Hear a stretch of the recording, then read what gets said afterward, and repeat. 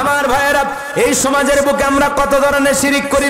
টাকা দেখবেন বাজার, কত মানুষ পীরের পায়ে যায় সেজদা দেয়, মাজারে যায় সেজদা দেয়। বলেন তো বাজার, আল্লাহ ছাড়া মাজারে বা পীরের পায়ে ইমানদাররা সেজদা দিতে পারবে? এটা কি শিরিক? এটা কি? আরো জোরে বলেন কি? নবীজি সাহাবা ইকরামদেরকে নিয়ে সফর করতেছেন, হঠাৎ করে জঙ্গল থেকে একটা উট এসে নবীজির কদম মোবারকে মাথা নত করলো। এমন দৃশ্য দেখার পরে সাহাবা ইকরাম ডেকে বলেন, নবী গো, আমাদের মনে চায় আপনি যদি অনুমতি দেন আমরা সবাই আপনার কদম মোবারকে সিজদা দেব। বিশ্ব নবী ডেকে বলে, সাহাবীরা, যদি আল্লাহ পাক মানুষকে সিজদা দেওয়ার নিয়ম দুনিয়াতে থাকতো, দুনিয়ার সমস্ত নারীরা তাদের স্বামীর পায়ে সিজদা দিত। বলেন আল্লাহু আকবার।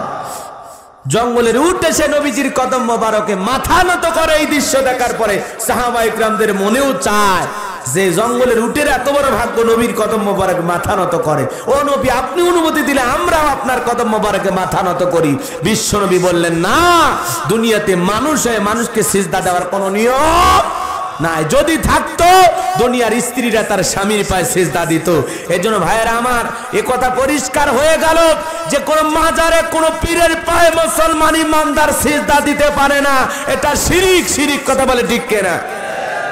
মাজারে যা সিজদা দেয়, বাবার কাছে যা মাথা নত করে, এমন বাবা 30 বছর পরে গোসল করে, নাম দিছে সাধু বাবা। কথা কন না ভাই, আছে না নাই? এমন বাবা নামাজ পড়ে না। আবার দেখবেন ওগুলো দরবারে আজে বাজে গান, কই পানির ভিতরে চললে বাতি, ঝড় বাতাসেও নেবে না, ল্যাংটা বাবার মুরিদ হইলেন নামাজ রোজা লাগে না। আছে না না? এগুলো বাবা না, বাবা নামের শয়তান। কথা বলেন, ভণ্ড বাবা। কি বাবা? এগুলো ভণ্ড বাবা। আমার ভাইয়েরা, আল্লাহ ওয়ালাদের মাধ্যমে দেশে ইসলামের প্রচার প্রসার হয়েছে। পীর ছিল শাহজালাল, শাহপরান, শাহ মাকদুম, বাইজিদ বোস্তামি, আব্দুল কাদের জিলানী, বড় বড় আল্লাহ ওয়ালাদের মাধ্যমে এদেশে ইসলামের প্রচার প্রসার হয়েছে। কথা বলেন ঠিক কিনা?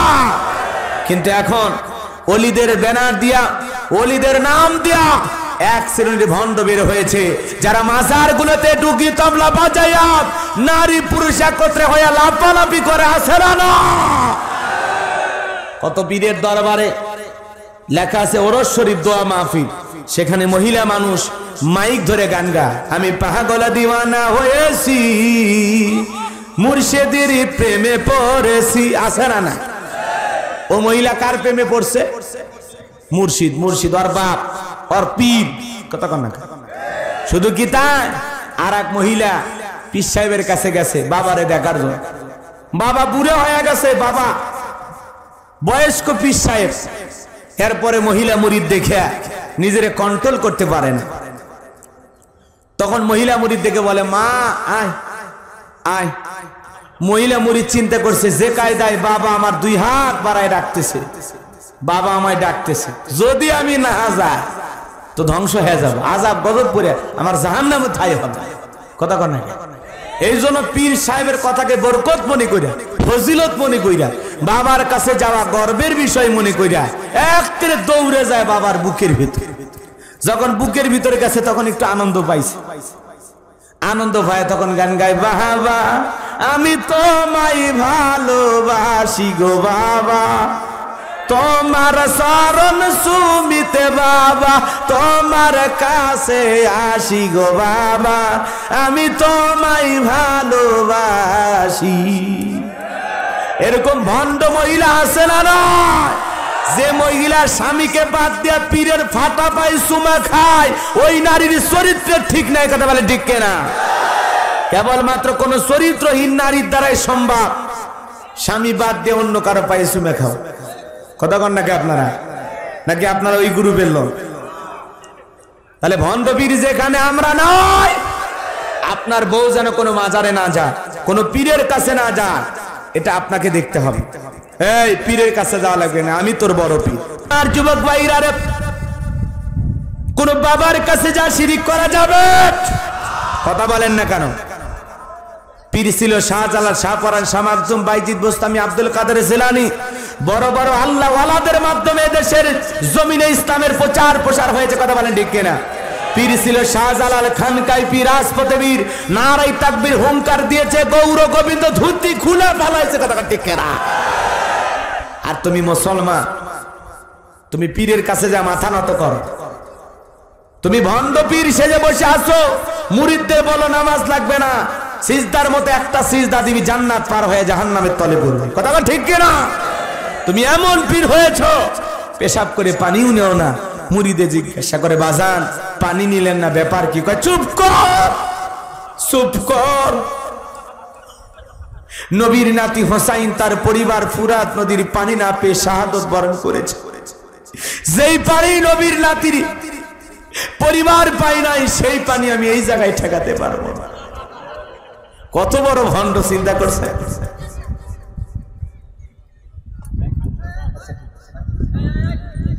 আমার যুবক ভাইরা রে, এই জন্য কোন ভণ্ডের কাছে যাওয়া যাবে না, কোন মাজারের সিজদা দিয়ে শিরিক করা যাবে? জোরে বলেন যাবে? মনে থাকবে তো ইনশাআল্লাহ? সময় যেহেতু কম, অনেক কথা বলতে চাইছিলাম, কিন্তু একটু কাটসাট করে কম করে বলি, কথা কন না? এরপরে দেখবেন ট্রাকের পিছনে সেরা স্যান্ডেল ঝোলানো কেন? কয় হুজুর দুর্ঘটনা থেকে বাঁচার জন্য। হায়রে মুসলমান, আপনার আমার বিশ্বাস, আকীদা, ঈমান কই চলে গেল? একটা সেরা স্যান্ডেল কি আপনাকে দুর্ঘটনা থেকে বাঁচাইতে পারে? দুর্ঘটনা থেকে বাঁচানোর মালিক কে? এরপরে দেখবেন বাজান গো আমার, শনিবার মঙ্গলবার সফর করা হয় না, বিয়ে করা হয় না কেন? এগুলো নাকি কুফা দিন, অমঙ্গলের দিন, নাউজুবিল্লাহ।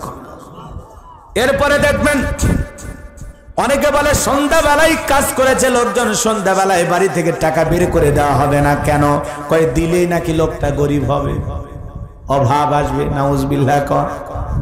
এরপরে দেখবেন কয় হাত চুলকাইলে টাকা আসে, ঘরের দরজা বন্ধ করে কিয়ামত পর্যন্ত চুলকায় যদি রক্ত বের হয় টাকা আসবে, কথা কন না কে ভাই? আমাদের সমাজে এগুলো আছে না নাই?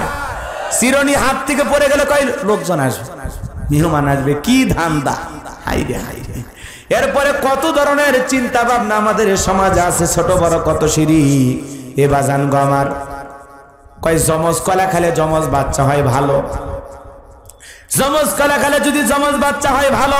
যেই মহিলার সন্তান হয় না, বাজারের সমস্ত জমজ কলা মহিলারে খাওয়ায় দেন, এরপরে যদি আল্লাহ দুই একটা দেয়, কথা কন না?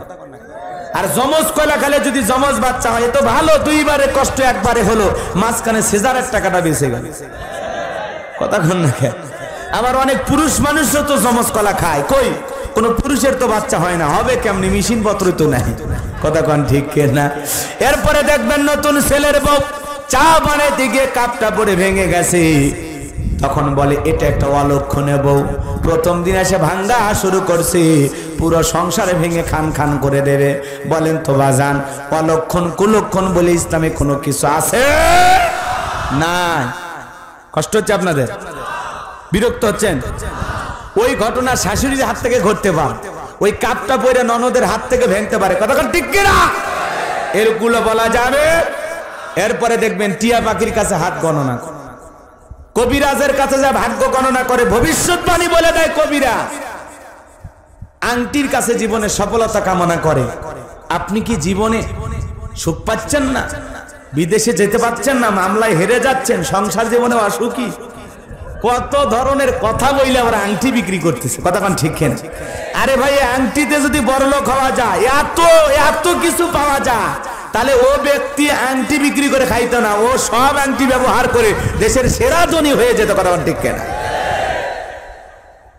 টিয়া পাখির কাছে যা ভাগ্য গণনা করে, বিপিএল এ কে জিতবে, আইপিএল এ কে জিতবে, কোন নায়কের সাথে বিয়ে হবে, কোন দিন ভালো কোন দিন খারাপ, রাশি গণনা করে। বাপ রে বাপ, হাই রে মুসলমান, এগুলো বিশ্বাস করা যাবে?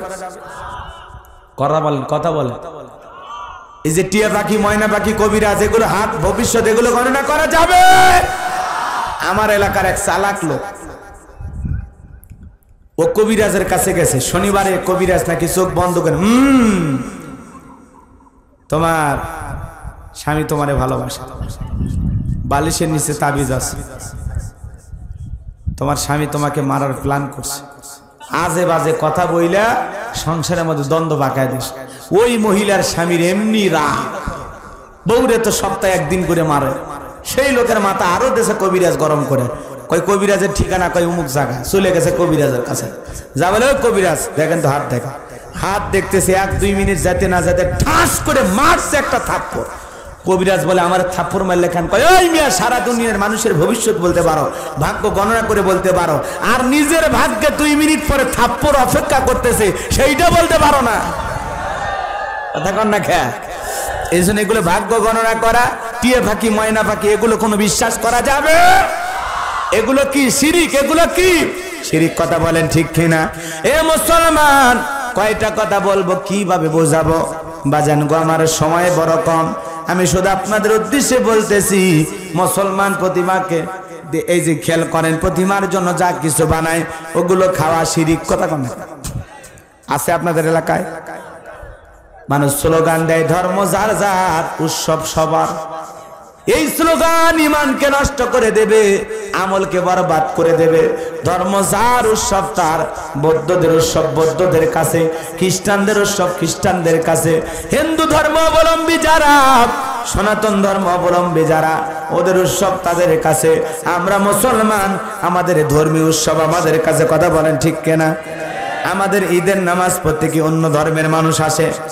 জুমার নামাজ পড়তে আসে, কুরবানি যেদিন জবাই করি সেই দিন আসে না। তাহলে আমরা মুসলমান কোন লজ্জায়, কোন বেহায়া হইয়া তাদের ধর্মীয় আচার অনুষ্ঠানে যায়, আমাদের কি লজ্জা করে না? আবার যায় আর হুজুর যদি বাধা দেয়, কয় হুজুর একদিন গেলে কি হিন্দু হয়ে যাবো? কি শয়তান চিন্তা করছে, এরকম আছে না? না, এক যুবক যায় বলতে, হুজুর অনেকগুলো দেখি কলা লাড়ু অনেক কিছু দেওয়া আছে, ওখান থেকে 6টা কলা খাই ফেলে দিছে। কত বড় খারাপ চিন্তা করছে। এগুলো খাওয়া যাবে? জোরে বলেন যাবে? এগুলো খাওয়া কি শিরিক? আমার যুবক ভাইরা রে, হৃদয়ের কান পেতে কথাগুলো শুনে যাও। আমি তোমাদের উদ্দেশ্যে বলতে চাই, ধর্ম যার যার, উৎসব তার তার। আমাদের ধর্মের উৎসব আমাদের কাছে। কোন মুসলমান অন্য ধর্ম অবলম্বীদের আচার অনুষ্ঠানে যেতে পারে না। কথা বলেন ঠিক কিনা? হিন্দু দাদা বাবুরা আফসোস করে বলে, হুজুর মুসলমানের ঠেলায় এবছর মারে ভালো মতো বিদায় দিতে পারলাম না। কথা কন না? কারণ তাদের ধর্মীয় পূজার অনুষ্ঠান যখন হয়, আমরা মুসলমান আগে থেকে গান বানাইছি। হ্যাঁ, হিন্দুদের পূজা মেলা হইতো, নিমন্ত্রণ দিত, আমরা যাইতাম।